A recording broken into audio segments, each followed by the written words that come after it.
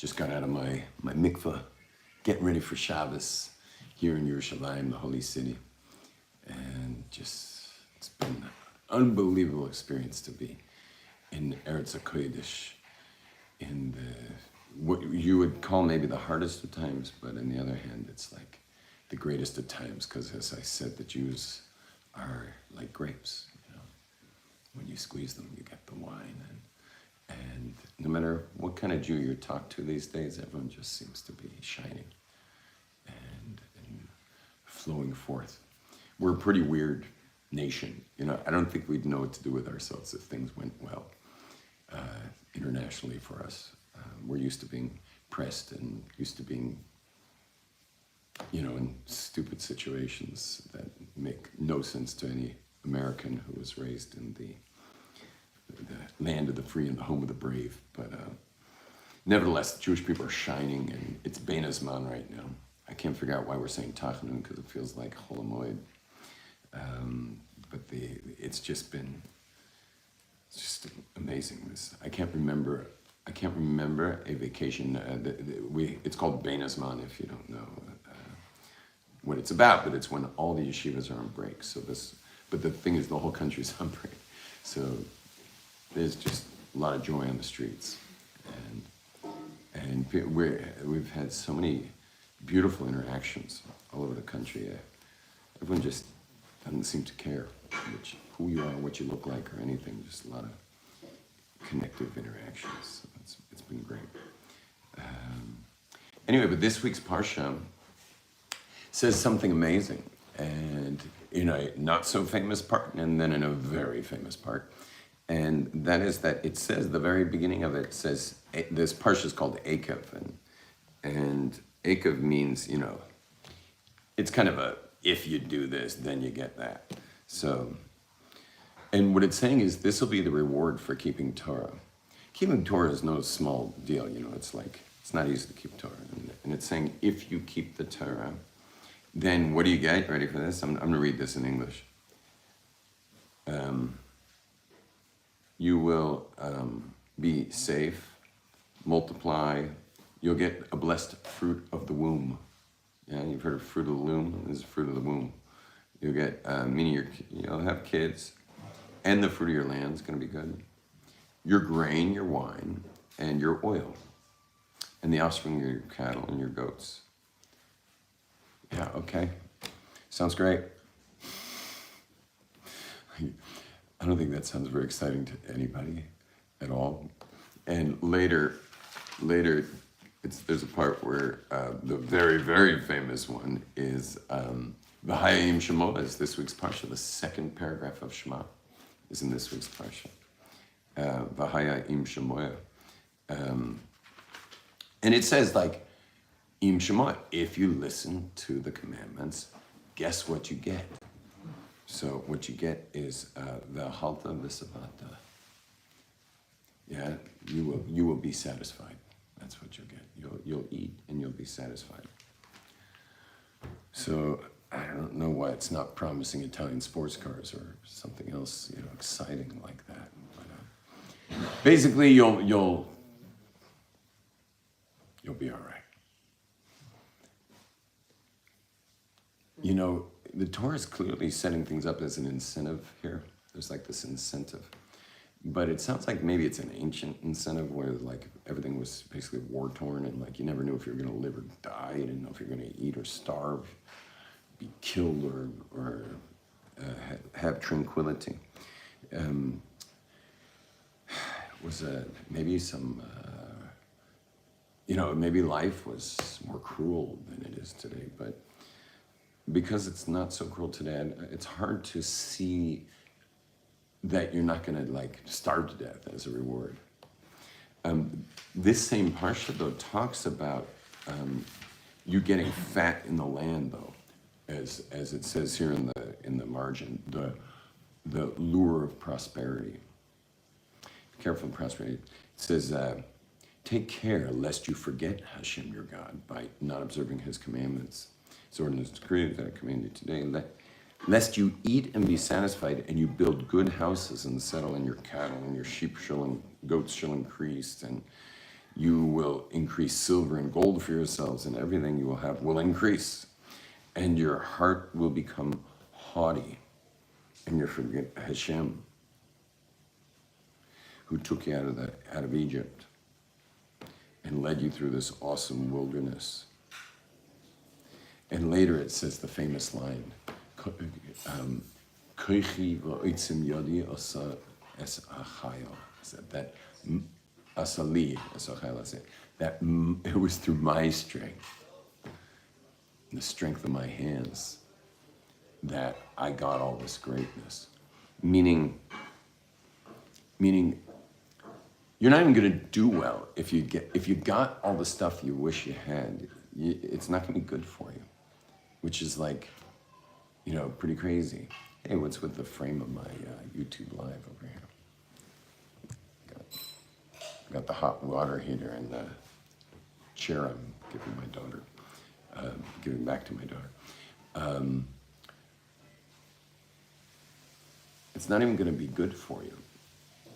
So it's like the stuff that the Torah promises you get is like you're going to be satisfied, like you're going to live life, You're going to live a very simple, satisfied life. And then it's telling us that you won't survive wealth. You're not going to do good with wealth. And so the stuff you want to get rewarded with is going to hurt you. And the stuff you wouldn't even want is going to be good for you. And so that's basically what I want to talk about today is what do you want, and how can, but maybe more importantly, how can you have what the Torah is promising, which is a life of wellness and simplicity? How can that be, how can you make that worth the keeping of thousands of laws that Judaism requires of you? Because it's saying it's going to be good for you if you keep all these thousands of laws. It's going to be good for you. And when it says good, I mean good in a very simple way. And how can that be good? How can we make that good for us? And so the answer that comes to me, and I'm willing to hear anyone else's take on how it could be good for you. But the way I think it would work is if I were at peace inside my heart. I think a lot of the what's the right word for it? When we're trying so hard to get stuff and want this and want that and want that, all that. I don't know what the right word for that is, but striving for things we think we want or need. What's that? A rat race running around. Yeah, it's chasing after to get wealth or whatever it might be. It's coming from a restlessness inside. It's coming from I'm not okay. I'm just not okay. I need X, Y, and Z to be okay. And of course, X, Y, and Z come and I'm still not okay. Meaning I'm not okay with no matter how much I get. And how deep is that I'm not okay? I wonder sometimes. I was once at a seminar where it was the father of all the get all your stuff out seminars, which is not the Possible Seminar. That's not our style.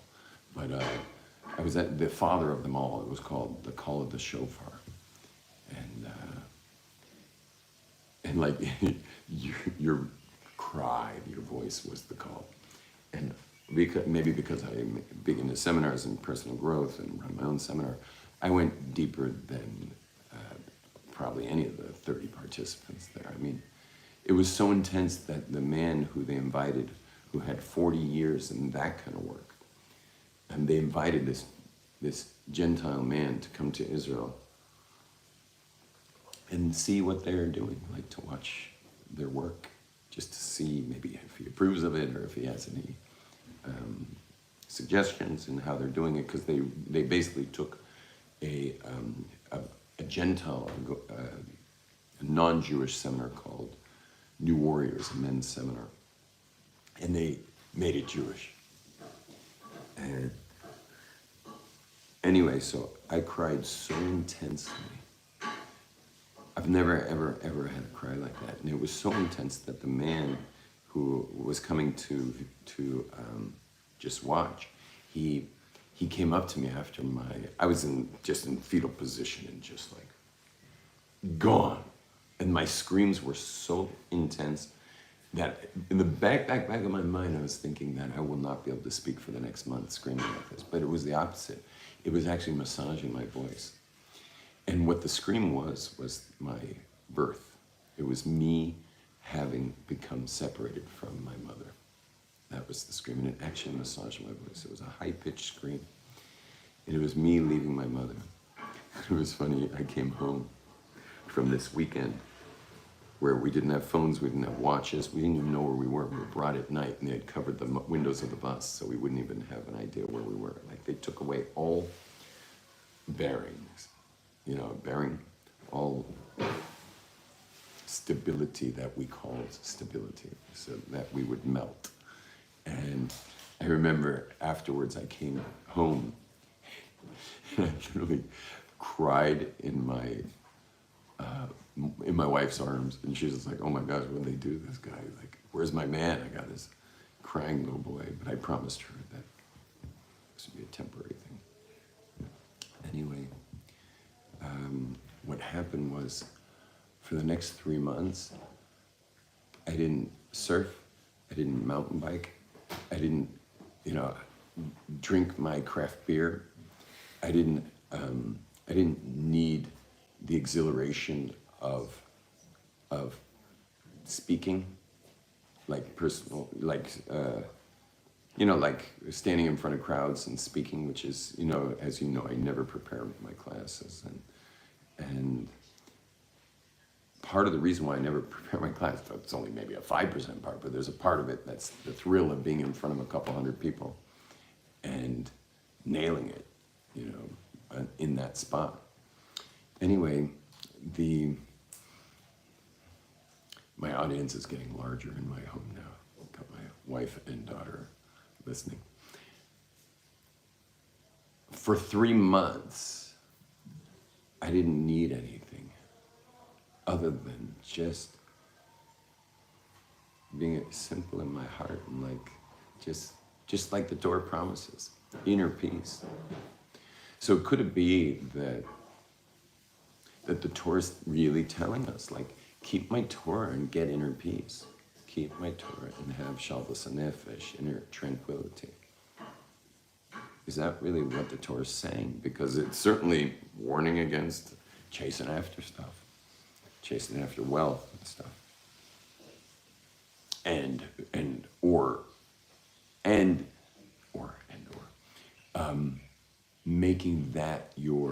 making the fact that you're in the stuff your own achievement, as if God didn't do it. Simple. Inner peace. So what I suggest we all do is take in a deep breath together, and including my cameraman, inhale deep and let it go with your mouth. Taking another deep breath in through the nose, out through the mouth. And now close your eyes and do in through the nose. Hold your breath, out through the mouth. One last time, in through the nose. Hold your breath, out through the mouth. And now breathing normally, and keep your eyes closed. And just be aware of your perfect status of being.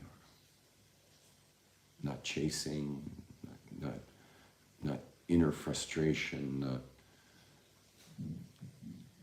some kind of emptiness you got to fill, but just being. Just be, that's it, just to be.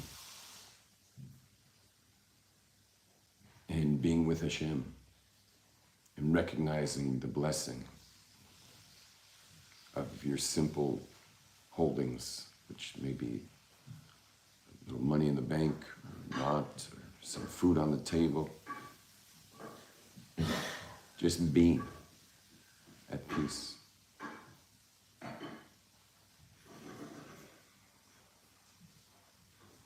And recognize that any wealth you have, if you're listening to this and you're driving a nice car or something, I hope you didn't close your eyes if you're driving, but to notice that it's just God giving it to you. It's not you.